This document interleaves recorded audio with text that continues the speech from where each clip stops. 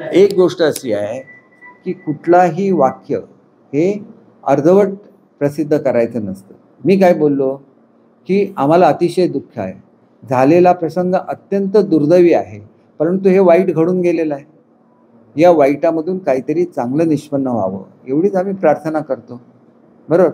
आणि मग हे करत असताना मी काय, जयंत पाटील आले, ते माझे चांगले हे आहेत, आमचे नेतेच आहेत, ते येऊन गेले, त्याच्या पुढे त्यांनी काय केलं का?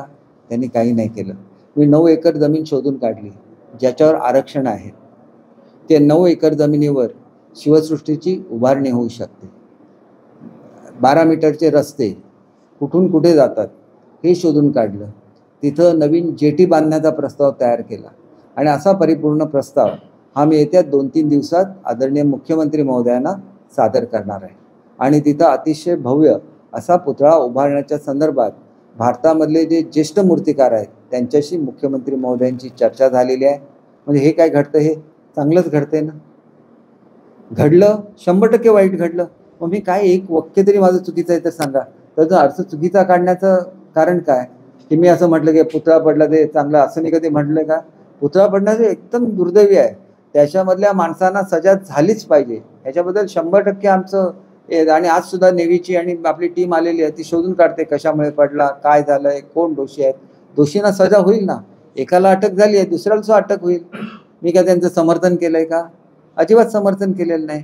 उलटं माझं म्हणणं असं आहे की तुम्ही जसं न्यूयॉर्कला गेल्यानंतर स्टॅच्यू ऑफ लिबर्टीला जाता, ते तुम्ही समुद्रातून जाता, तसं तुम्ही एकदा मालवणच्या जेटीवर चढला बोटीमध्ये की ती बोट तुम्हाला सिंधुदुर्ग किल्ल्यावर घेऊन जाईल.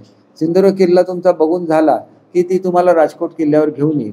राजकोट किल्ला बघून झाला की ती तुम्हाला नेऊन परत जेटीवर सोडेल. की इथं सुद्धा 12 मीटरचे रस्ते आहेत, तुम्ही आरामात तुमच्या घरी जाऊ शकता. ही अतिशय सुंदर अशी डेव्हलपमेंट मालवणमध्ये होईल. ह्याला किती खर्च येईल आज मला माहिती नाही, परंतु नुसत्या ॲक्विजिशनलाच 20 कोटी रुपये लागतील आणि इतर सगळं करायला 100 कोटीच्या वरचा प्रोजेक्ट होईल. तिथे 2 कोटी रुपयामध्ये पुतळा बसवलेला होता, 2-2.5 कोटीमध्ये. एवढा कमी किमतीचा पुतळा मुळात महाराजांचा त्यांचा काहीतरी चुकीचे एस्टिमेट त्या मूर्तिकारांनी दिले असतील आणि ती बनली असतील त्यावेळेला.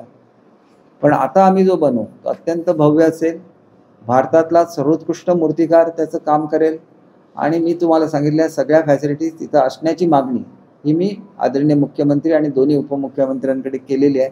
आणि महाराष्ट्र शासनाला एवढे पैसे खर्च करणं काहीही कठीण नाही असं मला स्वतःला वाटतं. आणि त्याच्यामुळे ही सगळी डेव्हलपमेंट ही त्याच क्षेत्रामध्ये होईल.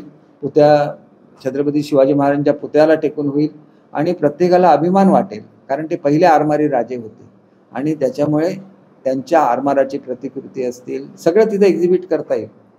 त्यांनी जो आरमार निर्माण केलं, विजयदुर्ग किल्ल्याची प्रतिकृती तिथं दाखवता येईल, ज्या ठिकाणी महाराजांचं हेडक्वार्टर होतं, म्हणजे नेव्हल हेडक्वार्टर होतं.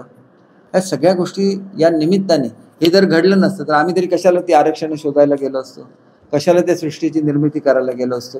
सिंधुरत्नाचा अध्यक्ष म्हणून मी विजयदुर्गला आरमारी सृष्टीचं हे करतोय एक्झिबिशन, कारण विजयदुर्गच्या जवळ आहे म्हणून.